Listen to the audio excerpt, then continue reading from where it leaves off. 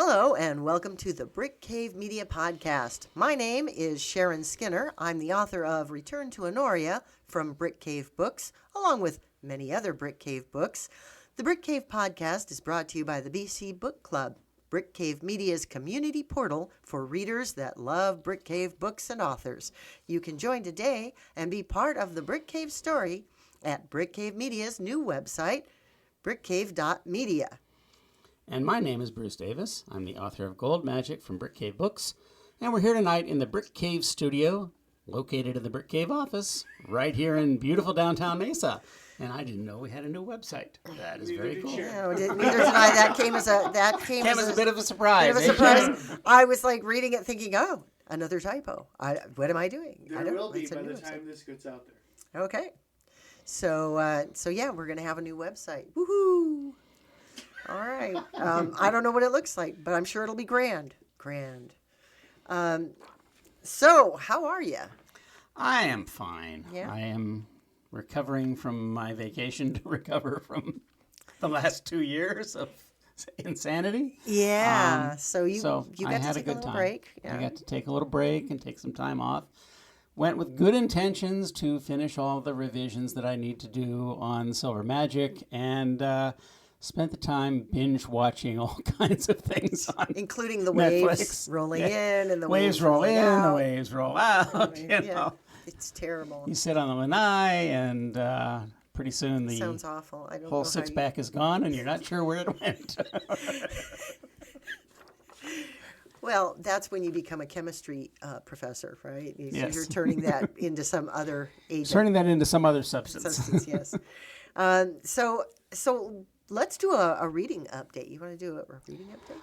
My reading has been varied. I have binge read most of Lindsay Davis's Didius Falco novels, which are a lot of fun, Okay. especially for a historian. I really appreciate her insights into society and activity in first century Rome, which is where these are set. So think of your typical hardcore detective murder mystery set in ancient Rome. With togas. With togas. Actually, you don't go togate very often. No. That's like going in evening dress. Oh. Okay. Gotcha. But she is an ancient historian, so she gets a lot of this stuff right. I mean, the things she talks about are actually pretty valid. And they're just a lot of fun. So that's my fun read. I've been doing some further Civil War research, reading about riverine warfare during the Civil War and the Mississippi campaigns. I bet that's interesting. It's kind of fascinating because for me, I thought I kind of knew about this, and I'm finding out that it was, at least in this book, is portrayed as a lot less heroic and a lot more chaotic than Which wouldn't the surprise histories. me. Oh, no, that's why I'm enjoying it, because that makes a lot of sense. Yeah. It's never as clean as you think. Nope. And then I've been doing some heavy-duty social reading that we're going to agree to set aside for now. The deep stuff. The deep stuff. The deep stuff. It will bore everyone to tears, but You'd get all excited and animated. yes, I would. But the reader would just go, "Oh my God, won't he shut up?" Our listeners would be like, "Oh my, Right. what have I gotten myself into?" Well, How let's about you? see. I read a middle grade recently called Amina's Voice by Hannah Khan, and that was it's a lovely little middle grade book. It's another book that offers opportunity to see different cultures at work and how they operate, particularly Pakistani Muslims, and also but located here in the U.S. So that was a good little read, and I do recommend it for middle graders. I read The 10 Most Beautiful Experiments by George Johnson, which, yeah, it was really interesting. And, because it starts with Galileo, and it talks about... Michelson and Morley and... Well, actually, the people that he only picked 10, and he picked them based on the experiments that he used as that they used as proofs for their theories. And so he started with Galileo, and he talked about gravity and all of that, and then he works his way up through Ampere and Coulombs and all these folks who's like, I'm going, oh, I know these names because I used to do electronics, so some of this is actually coming back to me vaguely, very vaguely.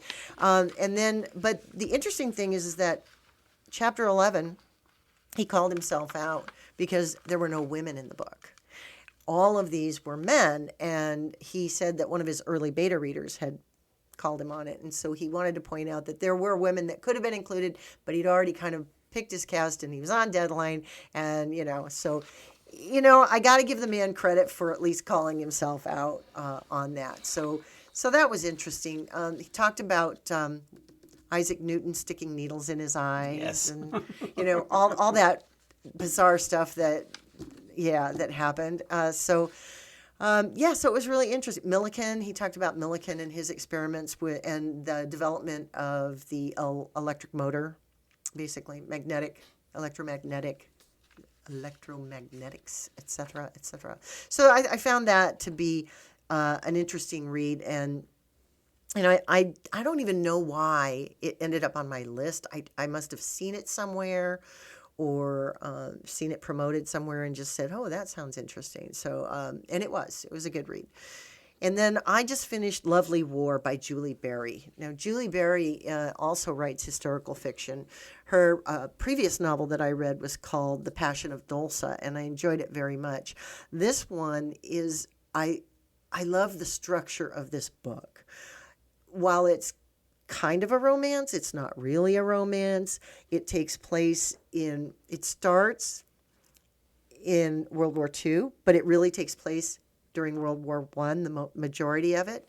And it's really framed by this wonderful idea that the gods are telling the story. So basically,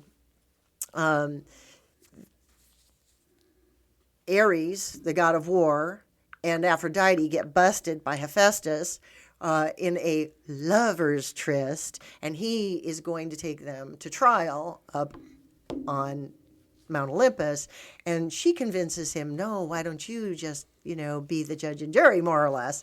And then she says, but I want to tell you a story. So she brings in Apollo, and Apollo tells all the parts about music and art, and whenever there's anything that comes up for that. And Ares steps up and talk about the parts of the story that are related to the wars and the battles that are fought in the heroics. And Aphrodite tells the love story aspects, and and Hades talks about the deaths of the individuals, and it's just, the framing is glorious on this book. Now, I already liked her as an author, but now I'm all gaga because I think she just did a spectacular job. And of course, the historical aspects are really well done.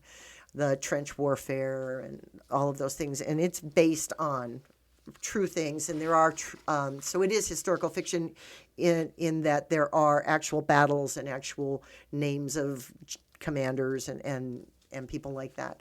But it touches on race. It touches on gender issues. It touches on all of the things. It was fascinating. It's a glorious read. So I highly recommend Lovely War by Julie Berry. It's quite the book. So how about a writing update? Well, like I said, Silver is done. Made changes in the very last part of the book. I have to go back and revise things so that it doesn't look like it was just snatched out of the air. Those are all done. And now I've been going through trying to just make sure that if I say it was yesterday, I'm not... Oh, continuity, yeah. All the continuity things.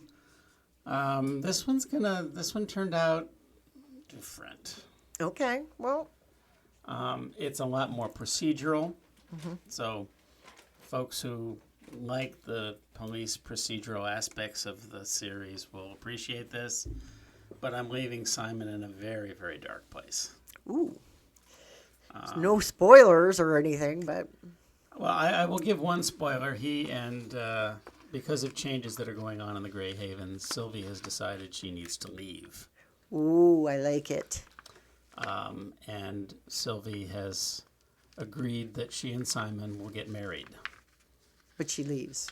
No, she needs to leave the Havens. Oh, she needs to leave the Havens. She's going to leave the Havens, emigrate to the Commonwealth, and give up her career in the Havens, marry Simon, and hopefully start work as a peacekeeper there. Because what's happening in the Havens is that the traditionalists are taken over. People like her are going to end up either cleaning toilets in a subway or locked away in a concentration camp. Great. And so she's not going to stick around. And big spoiler at the end of Sylvie doesn't get out. Ooh. I would never give away.